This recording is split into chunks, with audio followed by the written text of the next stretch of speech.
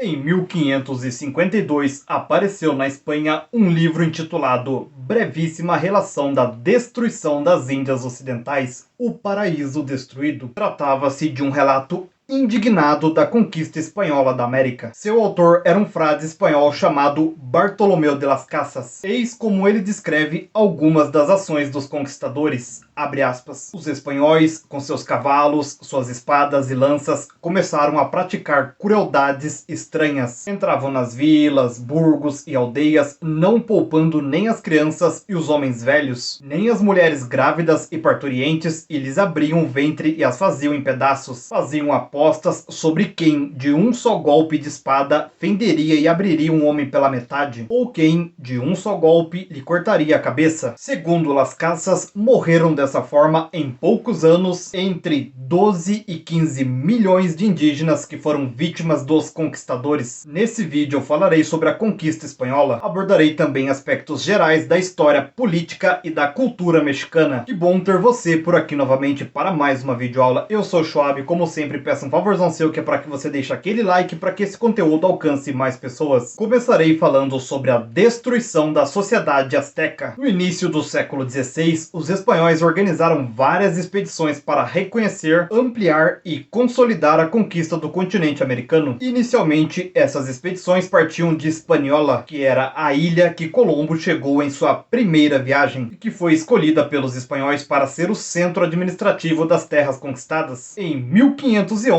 partiu de Hispaniola uma expedição com destino à atual Cuba. Um de seus integrantes chamava-se Hernán Cortés. 8 anos depois, Cortés recebeu a incumbência de conquistar a região dos Aztecas, onde ele e seus homens desembarcaram em abril de 1519. A princípio, os aztecas pensaram que os espanhóis eram deuses. Em vez de lutar, o imperador Montezuma enviou a Cortés emissários com presentes e pedidos para que se retirasse. Cortés, porém, tinha outras intenções. Os espanhóis dispunham de cavalos, canhões e outras armas de fogo, elementos estes que eram desconhecidos dos nativos, mas os espanhóis estavam em inferioridade numérica. Para compensar a desvantagem, estabeleceram alianças com povos dominados pelos aztecas. Um incidente precipitou o confronto aberto. Precisando retornar a Veracruz, Cortés passou o comando das tropas em Tenochtitlan para Pedro de Alvarado. Durante uma festa religiosa, Alvarado ordenou aos soldados que fechassem as portas do templo e exterminassem os nativos. O chão do templo se encharcou com o sangue de mais de 1000 aztecas. Voltando a Tenochtitlan, Cortés tentou convencer Montezuma a acalmar seus súditos, mas estes já não ouviam o imperador. Seguindo ordens de Cuitlahuac, que era irmão de Montezuma, lançaram-se ao ataque. Os espanhóis foram alcançados fora da cidade e derrotados na noite de 30 de junho de 1520. Em Tenochtitlan, em agosto de 1521, Cortés se refugiou em Tlaxcala, que era uma cidade inimiga dos aztecas. Enquanto isso, a população de Tenochtitlan foi atingida por um surto de varíola, que era uma doença transmitida pelos europeus e contra a qual os aztecas não tinham defesas. Montezuma foi então assassinado pelos espanhóis em 1521. O novo imperador passou a ser Cuauhtémoc, com 650 soldados de infantaria, 194 mosqueteiros, 84 cavaleiros e milhares de nativos aliados. Cortés atacou Tenochtitlan. Repelido pelos guerreiros aztecas, cercou a cidade e envenenou as fontes de abastecimento de água. Milhares de aztecas morreram em 75 penosos dias de fome, sede, doenças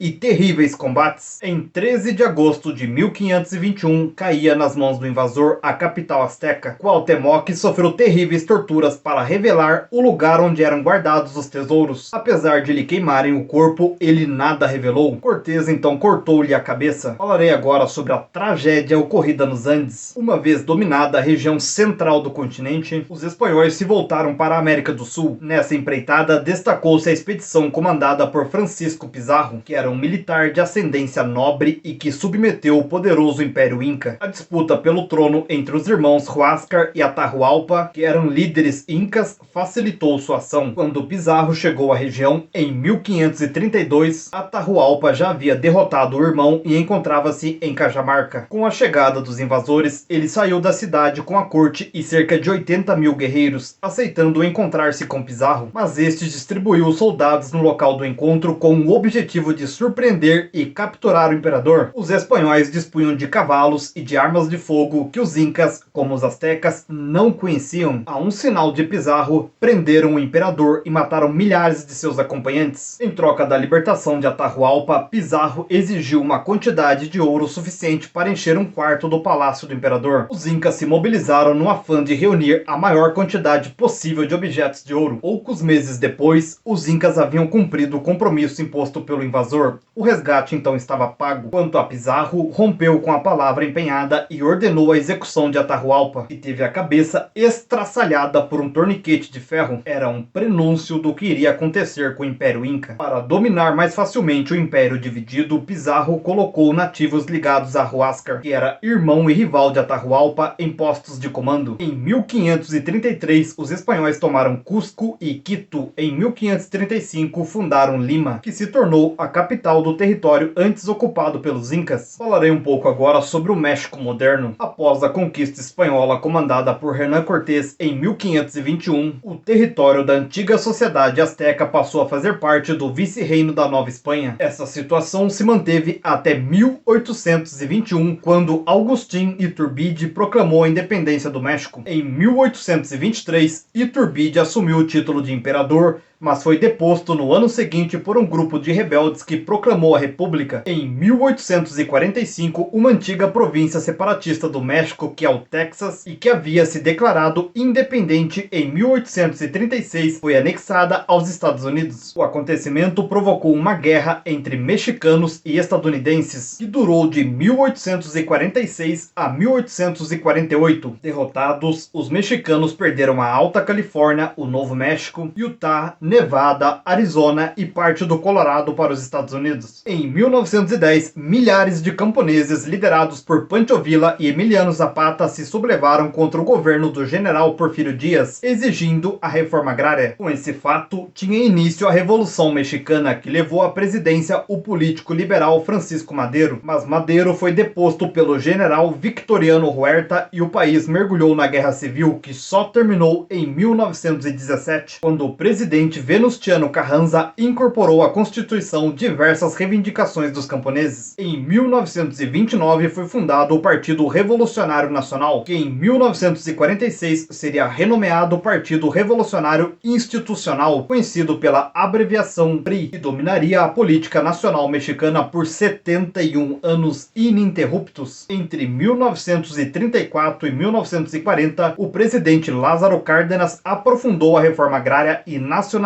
o petróleo. Em 1993, o governo mexicano assinou com o dos Estados Unidos e o do Canadá o Acordo de Livre Comércio da América do Norte, conhecido como NAFTA, o acordo que estabelecia a abertura dos mercados desses países e a livre circulação de mercadorias entre eles impulsionou a economia do México. Entretanto, trouxe-lhe também alguns problemas, como o déficit da balança comercial. Na prática, isso significava que o México importava mais dos Estados Unidos do que exportava. Outro problema está em que boa parte do crescimento econômico mexicano dos últimos anos teve por base empresas estadunidenses que se instalaram no México, aproveitando a mão de obra barata para montar produtos cujos componentes já vêm prontos dos Estados Unidos. O PRI só deixaria a presidência com a eleição em 2000 de Vicente Fox, do Partido da Ação Nacional, abreviado como PAN. Em 2006, novas eleições presidenciais deram a vitória ao candidato conservador Felipe Calderón, do PAN, que derrotou Andrés Manuel López Obrador, candidato da Aliança para o Bem de Todos, da qual faz parte o Partido da Revolução Democrática, abreviado como PRD, partido de esquerda no qual milita López Obrador. Depois veio Henrique Peña Nieto, que foi eleito em 1º de julho de 2012. Sua vitória simbolizou o retorno do Partido Revolucionário Institucional ao poder após um hiato de 12 anos. Eleito presidente pela coalizão Juntos Faremos História, López Obrador assumiu o cargo em 1º de dezembro de 2018 para um mandato de 6 anos. No que diz respeito aos aspectos culturais, vale destacar que o país tem uma cultura rica contemplada com uma série de dialetos. Isto decorre das cerca de 5 dezenas de povos indígenas que lá vivem. A gastronomia mexicana é patrimônio imaterial da humanidade. Uma das principais características da cozinha mexicana é o seu sabor intenso e picante. As comidas típicas do país têm como base o milho, a malagueta e o abacate. Na música destaca-se a música rancheira e os mariachi. A música rancheira tem como tema o amor, especialmente a pátria. A música mariachi é tradicional da zona rural. Uma das festas mais populares é o Dia dos Mortos. Para os mexicanos, a morte representa libertação. Assim, nessa festa, que é comemorada entre os dias 31 de outubro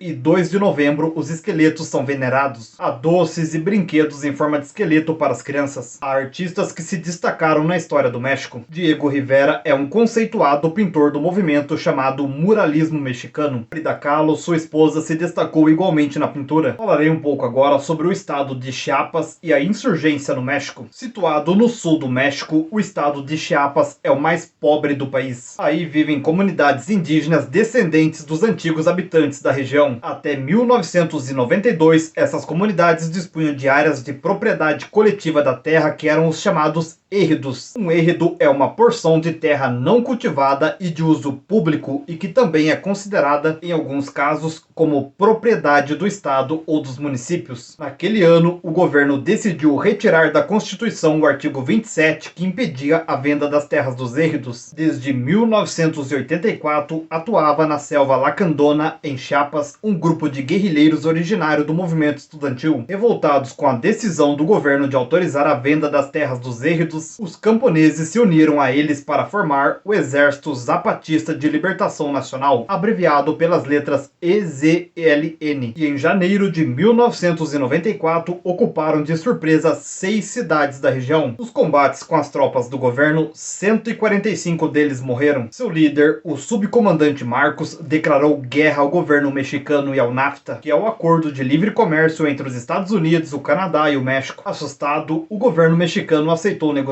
Nos 3 anos seguintes, porém, as negociações não avançaram muito. Em setembro de 1997, representantes zapatistas de povoações indígenas marcharam sobre a capital do México, exigindo que suas reivindicações fossem satisfeitas. A resposta do governo foi a repressão. Em dezembro, 45 indígenas foram mortos na aldeia de Acteal. O crime chocou o mundo. Na Europa, amplos setores da intelectualidade passaram a demonstrar apoio ao movimento zapatista. No começo de 1998, artistas, escritores e cientistas sociais de várias partes do mundo estiveram em Chiapas para participar de um congresso promovido pelo Exército Zapatista de Libertação Nacional. Atualmente, o Exército Zapatista de Libertação Nacional continua ativo em Chiapas. No próximo vídeo eu falarei sobre a Terra dos Papagaios, isto é, o território que viria a ser o Brasil. Se você ainda não é inscrito, aproveite esse momento e já se inscreva no canal para receber conteúdos como esse em primeira mão. E me segue também nas outras redes sociais que estão aparecendo na tela, pois eu estarei postando conteúdos por lá que irão complementar os conteúdos aqui do canal. Comente alguma dúvida que tenha ficado ou algo que você acha que deveria ter sido falado no vídeo e que eu acabei deixando sem mencionar. Lembrando que para você aprender mais a fundo é preciso ler. Pensando nisso, eu deixarei sugestões bibliográficas na descrição do vídeo para você se aprofundar no tema. Os livros indicados possuem links caso você queira adquirir essas obras em promoção. Espero do fundo do coração ter contribuído para a sua aquisição de mais conhecimentos. Sou imensamente grato pela sua atenção até aqui. Nos vemos no próximo vídeo sobre a Terra dos Papagaios. Um grande abraço e tchau, tchau.